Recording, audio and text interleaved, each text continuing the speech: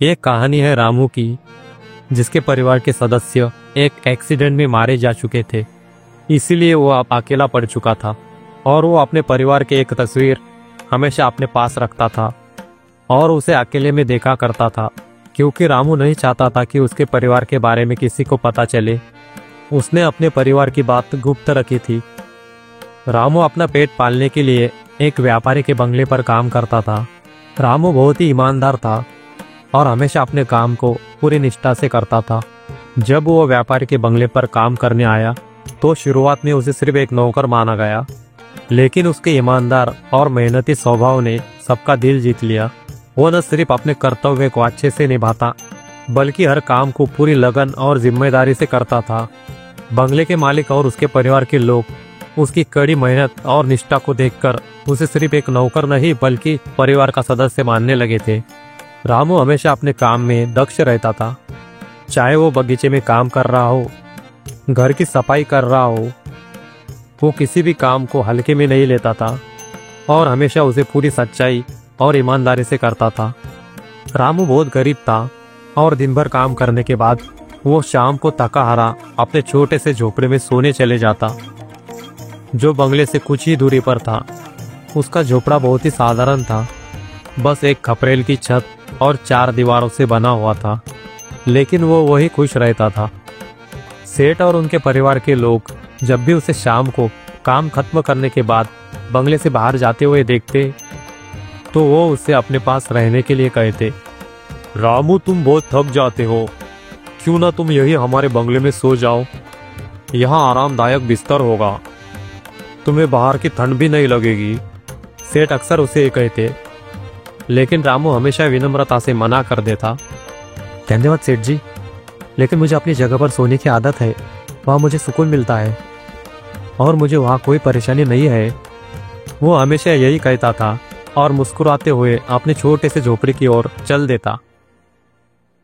रामू की यह विनम्रता और आत्मनिर्भरता सेठ और उनके परिवार को और भी प्रभावित करती थी।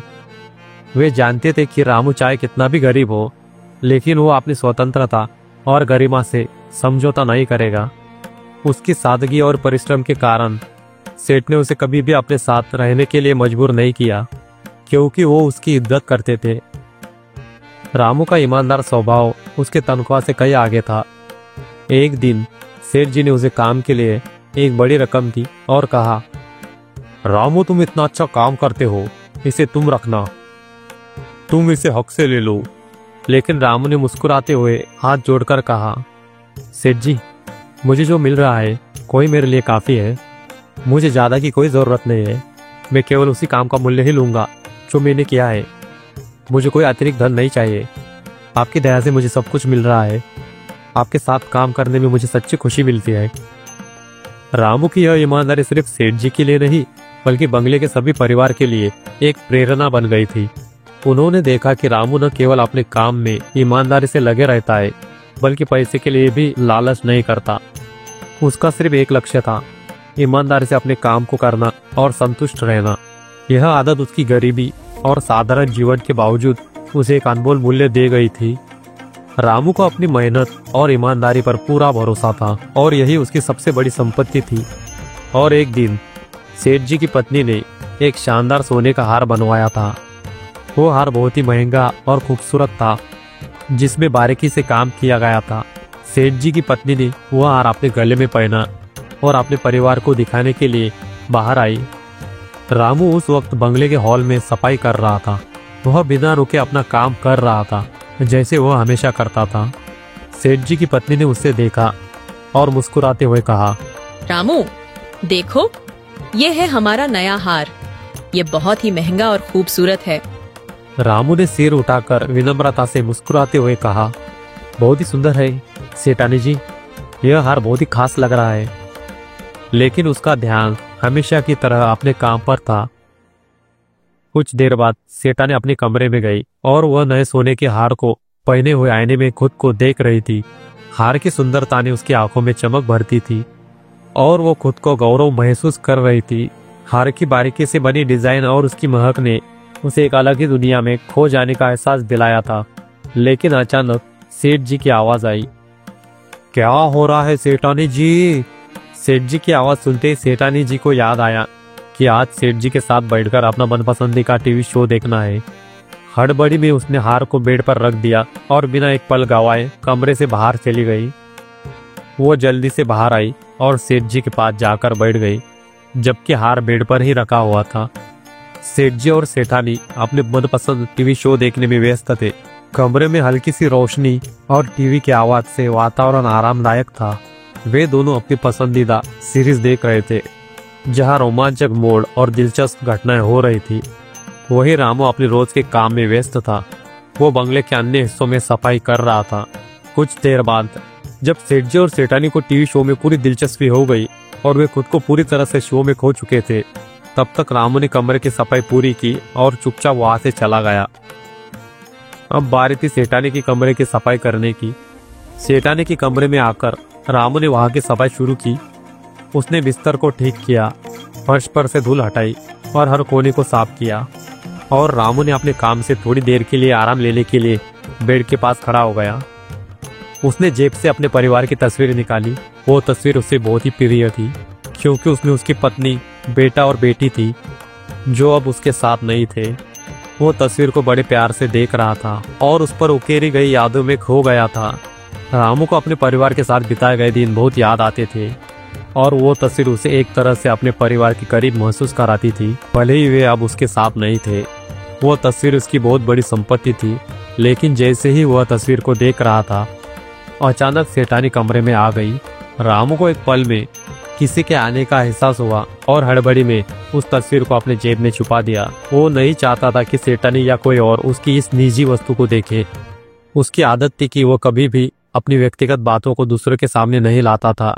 सेठानी ने देखा कि रामू अचानक से अपनी जेब में कुछ छुपा रहा है और रामू कमरे से बाहर चला गया। सेठानी अपने कमरे में अपने खूबसूरत सोने के हार को देखने के लिए आई थी, जो उसने उतार कर बेड पर रखा था, जो अब वहां नहीं था। उसने तुरंत बेड, अलमारी और कमरे के हर कोने में देखा, लेकिन हार का कहीं कोई निशान नहीं था। सेठानी के मन में हलचल होने लगी। वो समझ नहीं पा रही थी कि हार कहाँ जा सकता है। वो जानती थी कि हार उसने बेड पर रखा था, लेकिन वो हार अब वहां से गायब था। वो घबराई हुई इधर उधर भागी और कमरे का एक एक कोना खंगालने लगी और धीरे धीरे उसके मन में एक शक उत्पन्न होने लगा, कहीं रामू ने हार को चुरा तो नहीं लिया। सेठानी ने और भी ध्यान से कमरे का निरीक्षण किया और उसके मन में रामू के बारे में तरह तरह के सवाल आने लगे। आखिरकार उसे यकीन हो गया था कि हार गायब हुआ है। तब उस समय में रामू ही कमरे में था और वो अपनी जेब में मेरे आते ही कुछ छुपा रहा था। शायद वो मेरा हार ही था। कुछ देर बाद सेठानी ने यह फैसला किया कि वह रामू से सीधे तौर पर इस बारे में पूछेगी, क्योंकि वो जानती थी कि यदि किसी ने यह हार चुराया है तो वह केवल रामू ही हो सकता है। सेठानी अपने मन में उठे शक को दबा नहीं पाई और अंततः उसने सबको हॉल में बुलाया। उसके चेहरे पर चिंता और संदेह के भाव थे। वो सबको एक जगह पर इकट्ठा करके घबराए हुए आवाज में बोली, सभी लोग ध्यान दें, मेरा हार चोरी हो गया है। मैंने हार को अपने कमरे में बेड पर रखा था, लेकिन अब वह गायब है और मुझे लगता है कि रामू ने ही उसे चुराया है। ये सुनकर हॉल में एक सन्नाटा छा गया। सेठ जी ने अपनी पत्नी की तरफ देखा और फिर धीरे से पूछा, क्या तुमने सही से बेड पर देखा? सेठानी ने पूरा मामला बताते हुए कहा, हाँ सेठ जी, मैंने हार पहना था और आईने में खुद को देख रही थी और आपकी आवाज सुनते ही मैंने उसे बेड पर रख दिया और बाहर चली आई और मैं कमरे में वापस आई तो उस वक्त रामू कमरे में था। मुझे यकीन है कि उसने ही वह हार चुराया है। रामू जो हमेशा खामोशी से काम करता था, अब भी चुपचाप खड़ा था। उसकी आंखों में कोई डर या घबराहट नहीं थी, लेकिन उसके चेहरे पर हल्की परेशानी जरूर थी। उसने सिर झुका लिया। सेठ जी ने उसकी तरफ देखा और फिर एक गहरी सांस ली। रामू, उन्होंने शांत और गंभीर आवाज में कहा, क्या तुमने सच में हार चुराया है? रामू ने कुछ पल के लिए चुप्पी तोड़ी और फिर उसने धीरे से जवाब दिया, सेठ जी, मैं जानता हूँ कि आप मुझ पर विश्वास करते हैं। मैंने कभी कुछ चुराया नहीं है और न ही मैं ऐसा करूंगा। मेरा काम सिर्फ यही है कि मैं अपना काम पूरी ईमानदारी से करूं और यही मैं करता आ रहा हूँ। सेठानी ने फिर से शक से कहा, फिर वह हार कहाँ गया?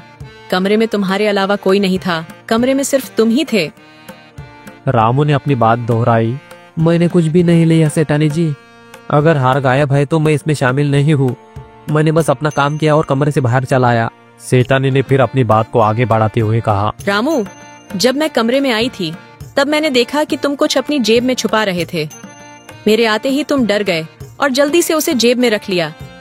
मुझे पक्का यकीन है कि तुम मेरा हार ही छुपा रहे थे। मैंने साफ साफ देखा था। रामू ने यह सुनकर अपना सिर उठाया और थोड़ी हिचकिचाहट से बोला, सेठानी जी, आप गलतफहमी में है। मैं आपकी किसी चीज को छुपा नहीं रहा था। मेरे पास जो चीज थी वो मेरे परिवार की एक पुरानी तस्वीर थी, तो उसे देख रहा था। फिर मेरे लिए बहुत कीमती है। मेरी हालत ऐसी है कि उसे छुप छुप कर देखना पड़ता है। आपके आने पर मैंने उसे वापस जेब में रख दिया, क्योंकि यह मेरा निजी मामला था। मुझ पर यकीन करे, मैंने आपका हार नहीं चुराया है। रामू की बात सुनकर हॉल में सन्नाटा छा गया। उसके चेहरे पर साफ साफ ईमानदारी झलक रही थी और उसकी आंखों में सच की चमक थी। उसने अपने जेब में से धीरे से वह तस्वीर निकाली और सबके सामने दिखाते हुए कहा, ये वही तस्वीर है। इसमें मेरे परिवार के लोग हैं। मेरे पास और कुछ नहीं है, बस यह तस्वीर ही मेरे पास उनके साथ बिताए दिनों की याद के रूप में है। सेठानी थोड़ा शर्मिंदा महसूस करने लगी, लेकिन अभी भी उसके मन में कुछ संदेह था। हालांकि सेठ जी ने रामू की बातों पर ध्यान दिया और उन्होंने महसूस किया कि रामू की ईमानदारी और उसके शब्दों में सच्चाई है। सेठ जी ने सेठानी को एक तरफ ले जाकर समझाया, देखो, रामू ने कभी हमें शिकायत का मौका नहीं दिया। बिना किसी ठोस सबूत के उस पर आरोप लगाना गलत होगा। हमें पहले पूरे घर की अच्छे से तलाशी लेनी चाहिए। उसी समय सेठानी और सेठ जी की बेटी हंसते हुए अपने कमरे से बाहर आई। वो अपनी माँ का वही सोने का हार पहने हुई थी और वो मुस्कुराते हुए बोली, माँ देखो, मैं कैसी लग रही हूँ। ये हार कितना खूबसूरत है ना। सेठानी और सेठ जी ने उसे देखा और हैरान रह गए। सेठानी को तुरंत समझ में आ गया कि उनकी बेटी ने ही हार लिया था और शायद खेल खेल में या सजने संवरने के लिए अपने कमरे में हार ले गई थी। सेठानी का चेहरा शर्म से लाल हो गया। उसे तुरंत अपनी गलती का एहसास हुआ कि उसने बिना सोचे समझे रामू पर इतना बड़ा आरोप लगा दिया था। सेठानी ने अपनी बेटी को प्यार से अपने पास बुलाया और उसके सिर पर हाथ फेरते हुए कहा, बेटा, तुम्हें यह हार पहनना था तो मुझसे कह दिया होता। मैंने सोचा कि मेरा हार खो गया है। फिर सेठानी ने रामू की ओर मुड़कर आंखों में शर्मिंदगी और अफसोस लिए हुए कहा, रामू, मुझसे बहुत बड़ी गलती हो गई। मैंने तुम पर शक किया और बिना कारण तुम पर आरोप लगा दिया। मुझे माफ कर दो। रामू ने सिर झुकाकर विनम्रता से कहा, कोई बात नहीं सेठानी जी, इंसान से कभी कभी गलतियां हो जाती है। मुझे आप पर कोई गुस्सा नहीं है। रामू ने एक गहरी सांस ली और बोला, सेठ जी, सेठानी जी, मैं हमेशा इस घर को अपने परिवार की तरह मानता आया हूँ। मैंने अपनी पूरी मेहनत और ईमानदारी से यहाँ काम किया और आपके परिवार को ही अपनी पूरी दुनिया समझा। लेकिन आज मुझ पर बिना किसी ठोस सबूत के इतना बड़ा इल्जाम लगाया। मुझे आपसे बहुत लगाव है, लेकिन मेरे आत्मसम्मान को इस बात से गहरी ठेस पहुंची है। रामू ने सिर झुकाए हुए कहा, अब मैं यहाँ काम नहीं कर सकता, क्योंकि अब मुझ पर आपका भरोसा नहीं रहा। किसी दिन फिर से कोई सामान गायब हुआ, किसी चीज की कमी हुई तो पहली नजर मुझ पे ही उठेगी। मैं इस तरह के शक के साए में नहीं रह सकता। मेरी ईमानदारी मेरा सबसे बड़ा धन है और जब इस पर सवाल उठता है तो मेरे दिल को बहुत ठेस पहुंचती है। सेठ जी और सेठानी उसकी बात सुनकर दुखी हो गए। सेठानी ने आंखों में आंसू भरकर कहा, रामू, मुझसे गलती हुई। मैंने तुम्हारे आत्मसम्मान को ठेस पहुंचाई और इसके लिए मैं बहुत शर्मिंदा हूँ। लेकिन तुम हमारे परिवार के सदस्य की तरह हो। कृपया हमें एक और मौका दो। हम फिर कभी तुम पर शक नहीं करेंगे। रामू ने नम्रता से जवाब दिया, सेठानी जी, मुझे आपकी भावना का आदर है, लेकिन मेरा निर्णय पक्का है। मैं हमेशा आपके और आपके इस घर की इज्जत करता हूँ और जब भी मेरी ज़रूरत हो मैं आपकी सहायता में हाजिर रहूँगा। लेकिन अब मुझे अपनी राह खुद बनानी है। रामू ने सेठ जी और सेठानी को प्रणाम किया और वो भारी मन से घर से निकल गया। लेकिन उसके दिल में संतोष था कि उसने अपनी ईमानदारी और आत्मसम्मान को बनाए रखा। उस दिन के बाद सेठ जी और सेठानी को हमेशा उसकी कमी महसूस होती थी और उन्होंने उसकी ईमानदारी और विनम्रता की मिसाल को याद करते हुए खुद से एक सबक लिया कि बिना सोचे समझे किसी पर शक करना कितना गलत होता है।